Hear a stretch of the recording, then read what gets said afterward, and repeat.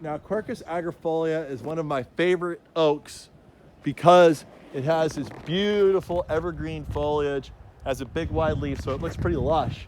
And it doesn't use any water at all because it's native here. See that big, beautiful foliage? Isn't that pretty? So, and it has beautiful shape and so many great things to say about it. But one interesting thing is like what happens to plants that just completely incinerate?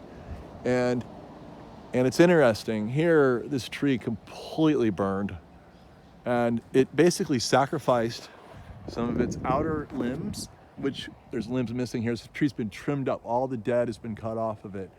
And you could even see there's still fire scarring right up in there. And you can see in here, there's some fire scarring. Is that charred black?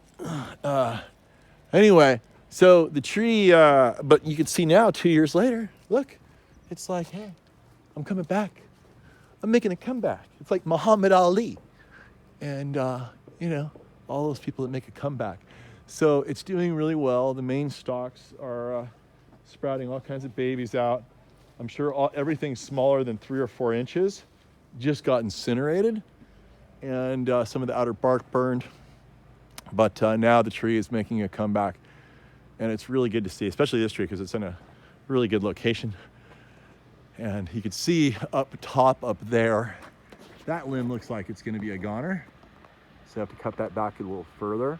But it's good to leave a little extra on the trees, maybe even leave the whole entire tree up until you can determine what's going to sprout and what's not. Kind of the same principle applies after a freeze. And after 2 or 3 years, you can come back and trim off whatever's not sprouting. Like you can see at the top of this limb here, there's another one right there on the left that's not sprouting back. And then, where did it go? Where's the other one? Right there.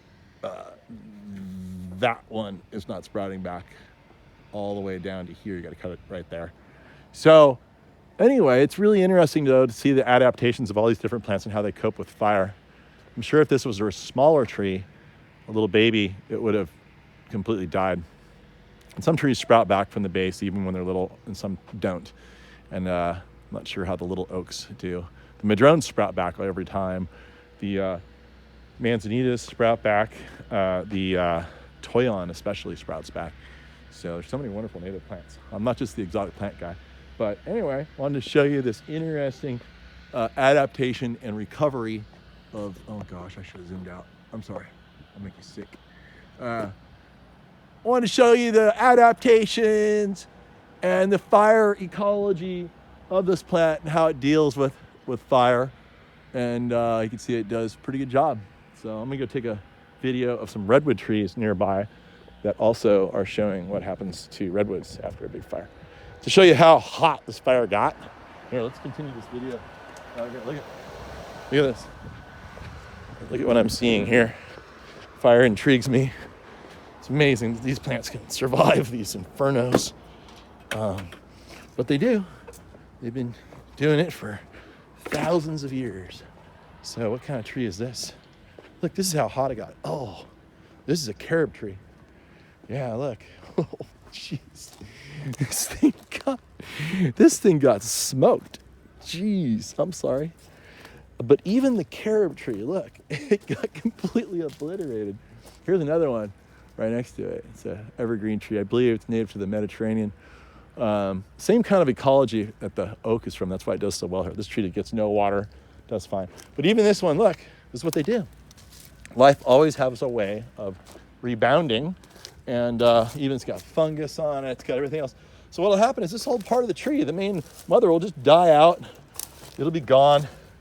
And it'll be a nice little, there's like mushrooms growing in here. And look at look at the beautiful fungus. Look at this stream of beautiful fungus. It's even beautiful in death, right?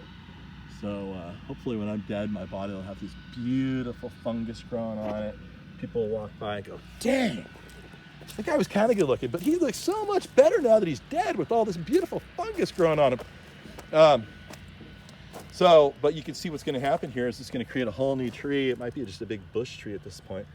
But, you know, once these get going, they'll create their own root systems. There'll be a full recovery. And every now and then it gets so hot. Like there was, I don't know what kind of ground cover was in here. Look at this. Everything just got charred. Everything is, it got, whatever was here is not fire adapted. Maybe it's, I don't know. I think that's just a weed. Maybe it's, I don't know what was here.